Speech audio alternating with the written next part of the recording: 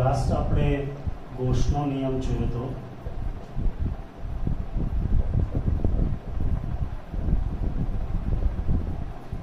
ગોસના નિયમમાં આપણે જોયું હતું કે કોઈ પણ બંધ પૃષ્ઠમાંથી પસાર થતું વિદ્યુત ફ્લક્સ જેને ફાઈ કહેવાય, જે વ્યાખ્યા પ્રમાણે સદિશ E ડોટ સદિશ S લખો અથવા તો સદિશ A A Q upon epsilon 0 જેટલો હોય છે. બરાબર. ગોસનો નિયમ આપણે ભણી ગયા છીએ. હવે આજે આપણે ગોસના નિયમના ઉપયોગોની વાત કરવાની છે.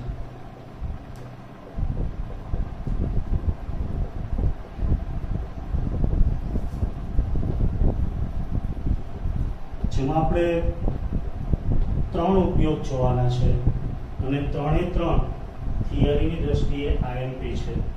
એટલે ખાસ દરેકે લખી પણ દેવાના અને તૈયાર પણ કરી દેવાના. ચલો પહેલો ઉપયોગ જોઈએ.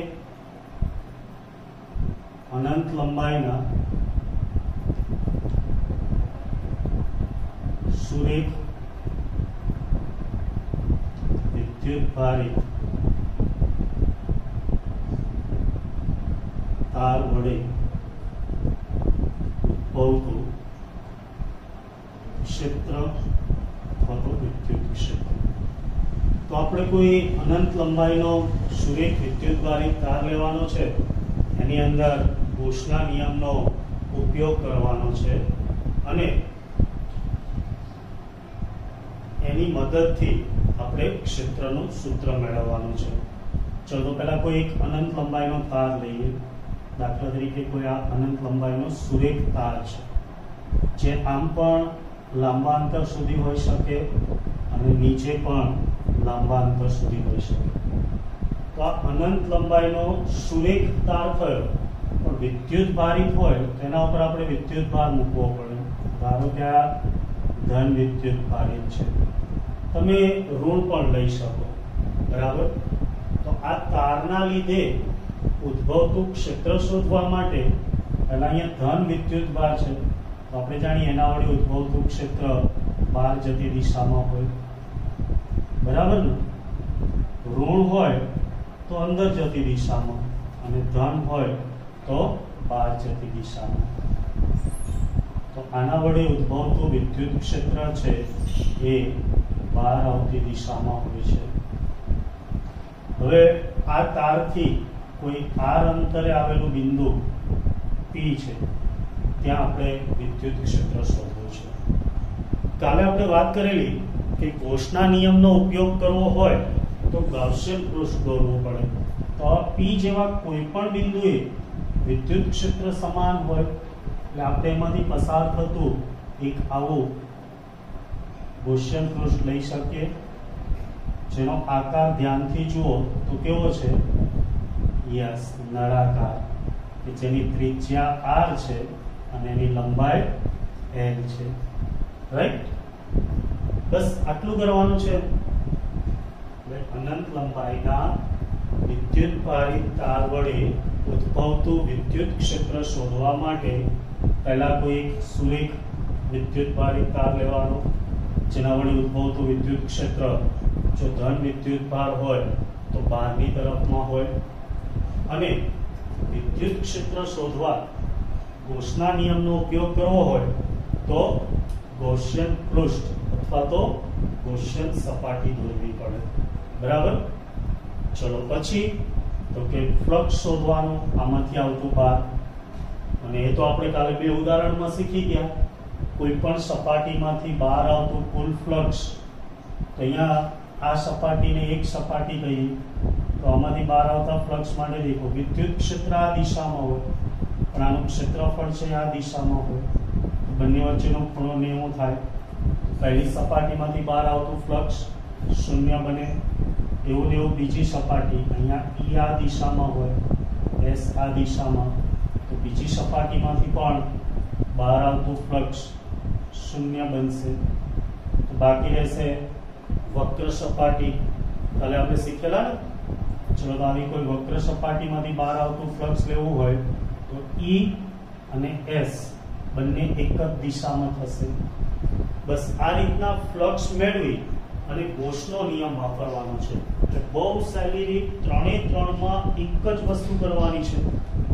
ચલો તો પહેલા પરીક્ષામાં પૂછાયેલું કેવી રીતે લખવાનું, તો કે ફર્સ્ટ આકૃતિમાં દર્શાવ્યા મુજબ લેમ્બડા જેટલી રેખીય વિદ્યુતભાર ઘનતા ધરાવતા અનંત લંબાઈના તારને ધ્યાનમાં લો. સેકન્ડ, આ તારથી r અંતરે આવેલા બિંદુ P પાસે વિદ્યુત ક્ષેત્ર શોધવું છે. બરાબર ને? આ આપણી પ્રસ્તાવના છે. હવે દેખો, r થી r અંતરે આવેલા દરેક બિંદુ માટે વિદ્યુત ક્ષેત્ર તો સમાન જ રહેવાનું, હે ને? અને ત્રિજ્યાવર્તી દિશામાં જોવાનું. તો આના માટે આપણે r ત્રિજ્યા અને l લંબાઈનું ગાઉસિયન પૃષ્ઠ દોરી શકીએ. તો શું કરવાનું, r જેટલી ત્રિજ્યા અને l જેટલી લંબાઈનું નળાકારીય ગાઉસિયન પૃષ્ઠ દોરતા. તો પહેલા આપણે લઈએ સપાટી 1. બોલો, સપાટી 1 માંથી બહાર આવતું ફ્લક્સ કેટલું થાય? હા બોલો, યસ. સૂત્ર પ્રમાણે E ઇન્ટિગ્રેશન ds cos θ લખો અથવા ડાયરેક્ટ EA cos θ. પણ અહીંયા થીટા કેટલો બને છે? 90 સપાટી 1 માટે. તેથી બહાર આવતું ફ્લક્સ કેટલું થાય? 0. ચલો આવું ને આવું સપાટી 2 માટે, આ સપાટી 1, આ સપાટી 2. સપાટી 2 માટે બોલો જે ફ્લક્સ, યસ, φ2 બરાબર આ જ સૂત્ર EA cos θ બરાબર EA cos 90 બરાબર 0. કાલે આપણે દાખલા શીખ્યા ને, બસ એ જ રીત છે. ચલો હવે વક્ર સપાટીમાંથી બહાર આવતું ફ્લક્સ, આને વક્ર સપાટી કહેવાય. એમાંથી બહાર આવતું ફ્લક્સ જેને આપણે φ3 કહીએ, બરાબર ને? તમે વક્ર સપાટી માટે φ3 શબ્દ વાપરી શકો. તો ચલો એમાંથી બહાર આવતું ફ્લક્સ કેટલું થશે? સૂત્ર એ જ EA cos θ. EA થીટા કેટલા છે? 0, કારણ કે વક્ર સપાટી માટે થીટા 0 થશે. હવે ધ્યાનથી જુઓ, cos 0 એટલે 1 થાય. તેથી φ3 બરાબર EA. એ એટલે શું? તો કે ધ્યાનમાં લીધેલા પૃષ્ઠનું ક્ષેત્રફળ. એ તો નળાકાર છે, તો નળાકારનું ક્ષેત્રફળ આપણને આવડે કેટલું? 2πrl. હે ને? બસ આટલું આપણે ઉદાહરણમાં બી શીખેલા હતા. અહીંયા તમારે ખાલી ગોસનો નિયમ વાપરવાનો છે. તો ગોસના નિયમ અનુસાર બોલો શું? φ બરાબર q/ε0. યાદ છે ને? હા, તો અહીંયા φ ની જગ્યાએ શું લખાય? φ1 + φ2 + φ3 q/ε0. φ1 0 છે, φ2 પણ 0 છે, φ3 એટલે E × 2πrl બરાબર q. દેખો, જુઓ, રેખીય ઘનતા લેમ્બડા હોય તો આપણે ભણી ગયા લેમ્બડા = q/l. તેથી q બરાબર શું થાય? Yes, λL/ε0. તો E × 2πrl બરાબર λL/ε0. બંને બાજુ LL કેન્સલ થશે અને સામે લઈ જઈએ તો E બરાબર λ/2πε0 / 1/r. આટલું લખો એટલે 2 માર્ક્સ કમ્પ્લીટ. 2 થી 3 માર્ક્સમાં પૂછે છે. બહુ સિમ્પલ. પહેલા સપાટીમાંથી બહાર આવતું ફ્લક્સ શોધી કુલ ફ્લક્સ મેળવો અને ગોસના નિયમમાં φ બરાબર q/ε0 માં કિંમત મૂકી દો એટલે વિદ્યુત ક્ષેત્ર મળે. સમજો ઘડી? Okay good. હવે જો આને સદિશ સ્વરૂપે દર્શાવવું હોય તો આપણે આની દિશા જોડવી પડે. એની દિશા કઈ છે? સપાટીને લંબ.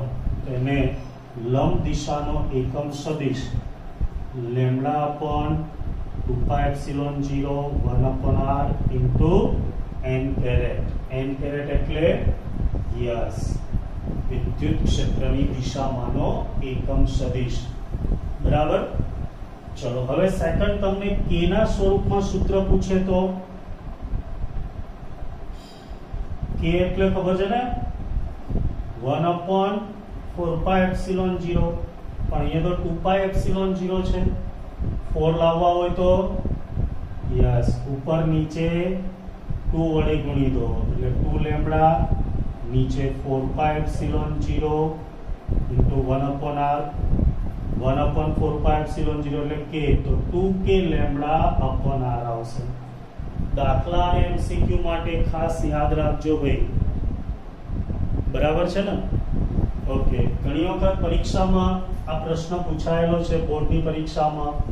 અનંત લંબાઈના તાર વડે ઉદ્ભવતું વિદ્યુત ક્ષેત્ર અંતર સાથે કેવી રીતે બદલાય? તો અંતર સાથે 1/r અનુસાર બદલાય. ખાસ ધ્યાન રાખજો. આપણે જે મુદ્દાઓ કીધા હતા, બિંદુવત હોય, બિંદુવત વિદ્યુતભાર માટે E ચલે છે 1/r². ડાયપોલ હોય તો E ચલે છે 1/r³ અને રેખીય વિદ્યુતભાર E ચલે છે 1/r. ત્રણેય પ્રશ્નો MCQ માં પૂછાયેલ છે એટલે ખાસ યાદ રાખજો. હવે બીજો ઉપયોગ જોઈએ. અનંત વિદ્યુતભારિત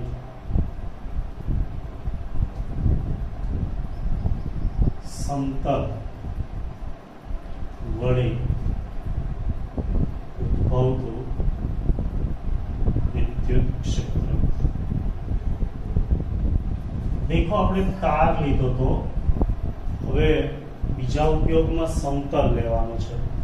તાર હોય તેના પરની રેખીય ઘનતા લેમ્ડા હોય, પણ સમતલ હોય તેના પરની રેખીય ઘનતા શીખી ગયા કાલે કોણ હોય? યસ સિગ્મા પૃષ્ઠ ઘનતા. તો દેખો આ કોઈ સમતલ છે પણ એ કેવું છે? વિદ્યુતભારિત. એટલે આની અંદર ધન વિદ્યુતભાર લઈ લો. કોઈ કહેશે ઋણ ના લેવાય, લઈ શકાય. ઋણ વિદ્યુતભાર પણ લઈ શકાય. એટલે ધન થી શીખીએ. ધન એટલે ક્ષેત્ર બહાર આવતી દિશામાં હોય અને ઋણ એટલે અંદર જતી. બસ એટલો જ ફરક. આમાંથી પસાર થતું ફ્લક્સ શોધવું હોય તો આપણે અહીંયા ગાઉસનો નિયમ ઉપયોગ કરવા એક ગાઉસિયન પૃષ્ઠ દોરીએ.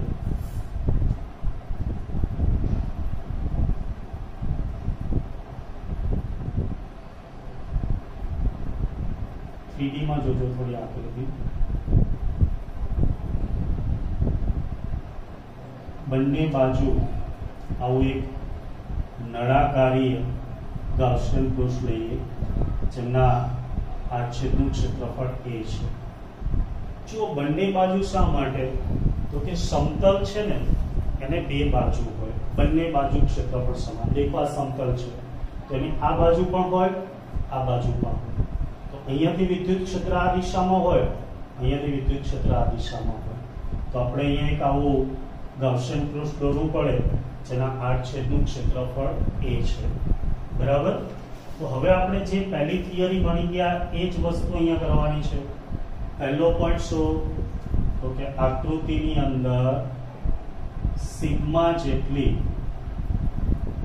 પૃષ્ઠ વિદ્યુતભાર ઘનતા ધરાવતું અનંત સમતલ દર્શાવેલ છે. રાઈટ. હવે ચલો અનંત સમતલ છે એના વડે ઉદ્ભવતું આપણે વિદ્યુત ક્ષેત્ર શોધવું હોય તો એની બંને બાજુ શું કરવાનું? યસ ગાઉ દોરવાનું, ગાઉસિયન પૃષ્ઠ દોરવાનું. ગાઉસિયન પૃષ્ઠ દોર્યા પછી એમની બધી બાજુમાંથી બહાર આવતું ફ્લક્સ શોધવાનું. તો આને આપણે એક ક્ષેત્રફળની બાજુ કહીએ 2 અને આ વક્ર સપાટી. અહીંયા દેખો વિદ્યુત ક્ષેત્ર આ દિશામાં હોય, આ ક્ષેત્રફળનો સદિશ લો તો એ પણ આ દિશામાં હોય, એમ અહીંયા પણ દેખો વિદ્યુત ક્ષેત્ર આ દિશામાં થશે, ક્ષેત્રફળ સદિશ લો તો આ દિશામાં, બંને એક જ દિશામાં થશે. પણ વક્ર સપાટી માટે લો તો ક્ષેત્રફળ આ દિશામાં હોય જ્યારે વિદ્યુત ક્ષેત્ર આ દિશામાં, તેમના માટે ખૂણો 90 બને. તો ત્યાંથી બહાર આવતું ફ્લક્સ કેવું થાય? 0. ચલો તો આપણે ત્રણેય સપાટી માટે લઈએ. પહેલા સપાટી 1 માંથી બહાર આવતું ફ્લક્સ, તો આમાંથી બહાર આવતું ફ્લક્સ બોલો. φ1 બરાબર Ea cos θ, પણ θ 0 છે એટલે Ea cos 0 કેટલા થાય? Ea. બોલો, સમજણ પડી ને? હા, તો હવે સપાટી 2 લો. સપાટી 2 એટલે આ, એમાંથી બહાર આવતું ફ્લક્સ બોલો. φ2 બરાબર Ea cos θ, પણ અહીંયા પણ θ 0 થશે કારણ કે E બહાર આવતી દિશામાં, એ પણ લંબ દિશા, બંને એક જ, તેથી કેટલા થશે? Ea. ચલો ત્રીજું, વક્ર સપાટીમાંથી બહાર આવતું ફ્લક્સ φ3, સૂત્ર એ જ Ea cos θ, અને અહીંયા θ 90 થશે વક્ર સપાટી માટે, અને cos 90 એટલે 0, તો બહાર આવતું ફ્લક્સ 0. તમે કહેશો સાહેબ કાલે આપણે આવા દાખલા તો ગણ્યા હતા, બસ એ જ છે, કાંઈ નવું નથી. સમજણ પડી? ઓકે. તો નવું શું એ? ખાલી ગૌસનો નિયમ વાપરવાનો છે. તેથી ગૌસના નિયમ અનુસાર φ equal to યસ q/ε0. પણ φ કેટલા થાય? તો કે 3 સપાટી છે એટલે φ1 પ્લસ φ2 પ્લસ φ3. q કેટલા થશે? તો કે આ પૃષ્ઠ છે એના પરની પૃષ્ઠ ઘનતા સિગ્મા છે, અને આપણે ભણી ગયા સિગ્મા બરાબર q/a, તેથી q બરાબર સિગ્મા a, નીચે ε0. બરાબર ને? ચલો કિંમત મૂકીએ તો φ1 કેટલા છે? Ea. φ2 કેટલા છે? Yes Ea. φ3 0 બરાબર sigma a upon ε0. Ea plus Ea એટલે કેટલા થશે? 2Ea sigma a upon ε0. બંને બાજુથી a કેન્સલ થઈ જશે, હે ને? તેથી e ને કરતા બનાવો તો સિગ્મા અપોન 2ε0. ખાસ યાદ રાખજો, અનંત વિદ્યુત ભારિત સમતલ વડે ઉદ્ભવતું વિદ્યુત ક્ષેત્ર સિગ્મા અપોન 2ε0 જેટલું હોય છે. જો અહીંયા સદિશ સ્વરૂપે દર્શાવવું હોય તો સદિશ સ્વરૂપ માટે ખાલી એની દિશાનો એકમ સદિશ છે એની સાથે ગુણી દેવાનું, તો આ આવી ગયો સદિશ સ્વરૂપે. બરાબર? ચલો આને આધારિત થોડા એમસીક્યુ ની વાત કરીએ તો જો સિગ્મા ગ્રેટર ધેન 0 હોય, પૃષ્ઠ ઘનતા ધન હોય, તો આપણે જાણીએ વિદ્યુત ક્ષેત્ર અને ફ્લક્સ એ બહાર આવતી દિશામાં. સિગ્મા લેસ ધેન 0 હોય તો વિદ્યુત ક્ષેત્ર અંદરની દિશામાં હોય છે. અને ત્રીજું ખાસ યાદ રાખજો, અહીંયા E r પર આધારિત નથી. પ્રશ્ન પૂછેલો ખાસ ધ્યાન રાખજો. આ સમતલ હોય તો એનાથી અહીંયા કોઈ બિંદુ લો, અહીંયા બિંદુ લો, અહીંયા બિંદુ લો, દરેક જગ્યાએ E નું મૂલ્ય સિગ્મા અપોન ε0 જ આવશે. બોલો, સમજણ પડી ગઈ?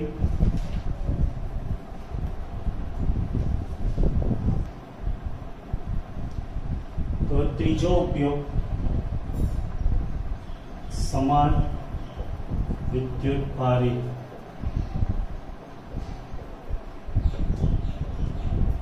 ગોળીય કવચ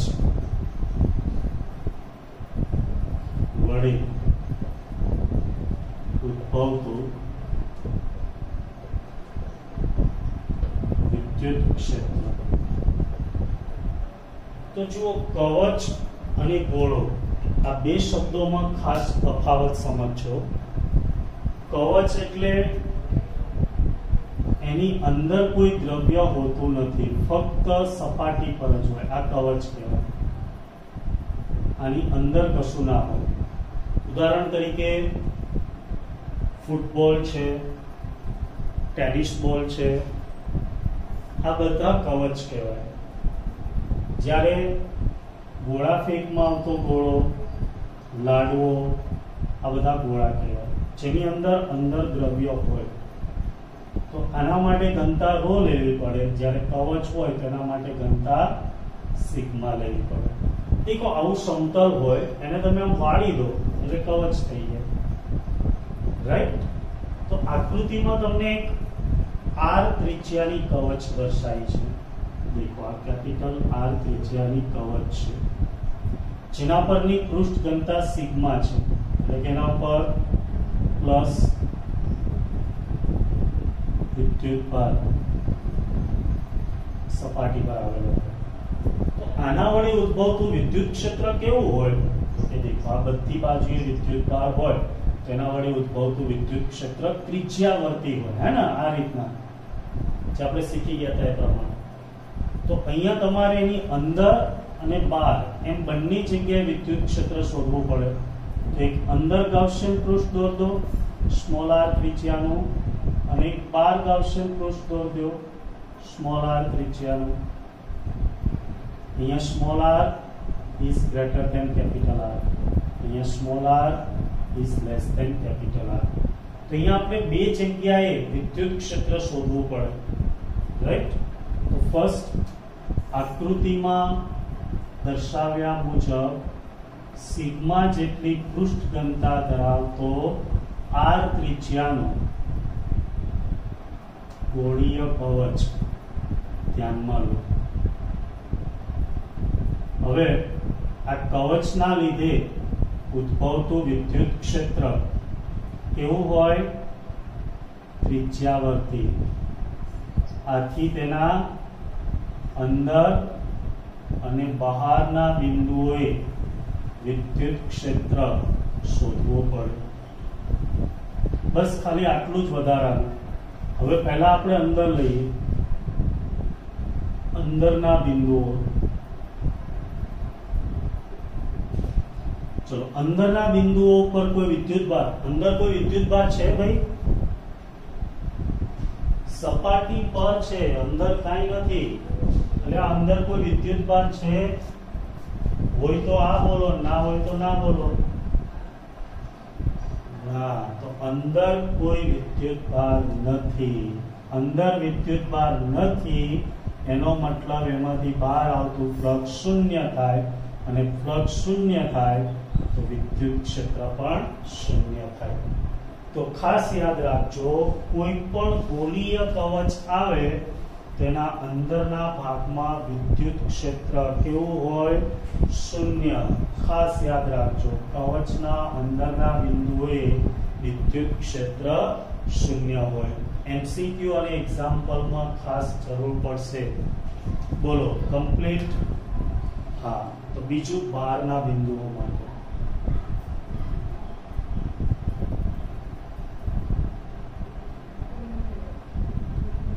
બહારના બિંદુઓ માટે તો કે સ્મોલ r ત્રિજ્યાનું, જ્યાં r is greater than capital R, Gaussian પૃષ્ઠ દોરતા. અહીંયા તો વિદ્યુતભાર શૂન્ય હતો, અહીંયા શૂન્ય નહીં થાય, કારણ કે આ દોરો એટલે આટલો ભાર એના વડે કહેવાય, બરાબર ને? હા. તો તમે આમાંથી બહાર આવતું ફ્લક્સ લઈએ. તો ફ્લક્સ માટે આપણે જાણીએ phi is equal to a cos theta. પણ જુઓ, વિદ્યુત ક્ષેત્ર પણ બહાર આવતું હોય અને ત્રિજ્યાવર્તી એટલે પણ બહાર, તો થીટા 0 થાય.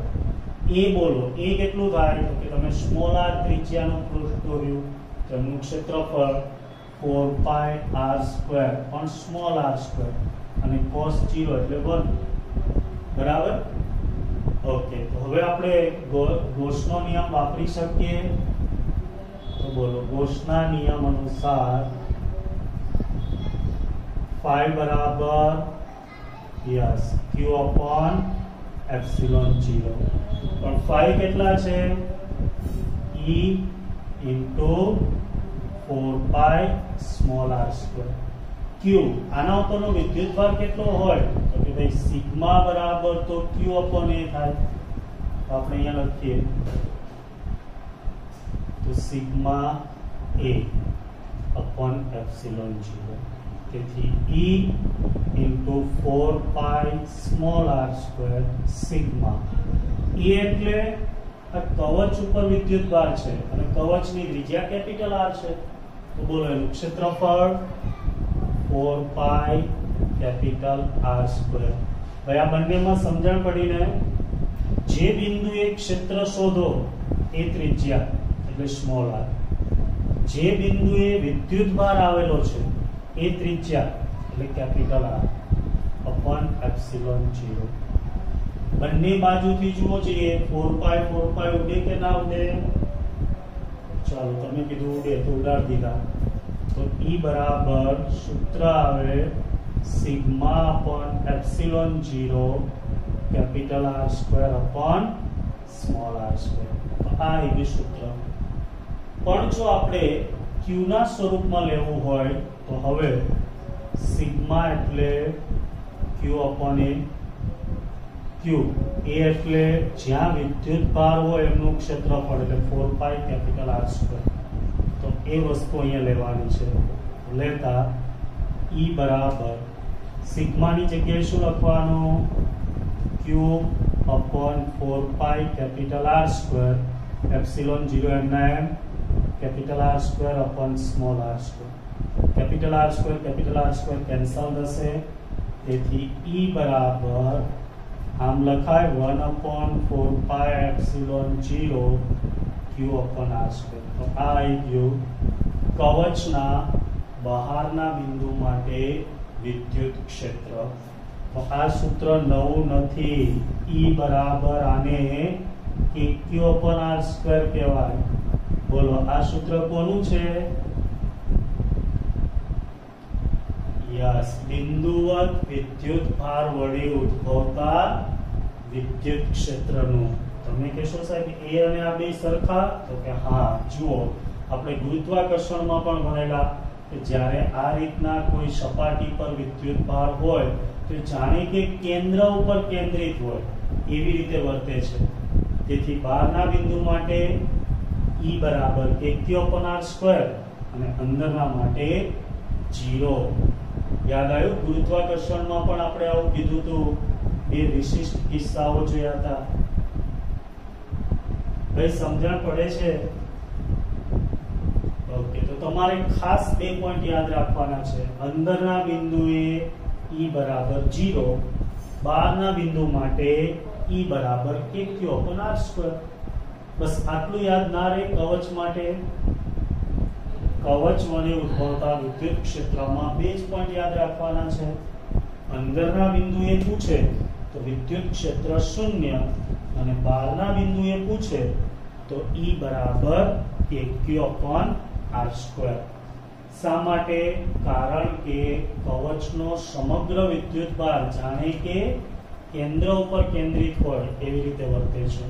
હવે જો તમને ગોળા માટે પૂછે તો ગોળા માટે પણ બહારના બિંદુ માટે તો આ જ આવશે, ખાલી અંદર માટે બદલાય, જે તમારા સિલેબસમાં નથી, NCERT માં છે નહીં.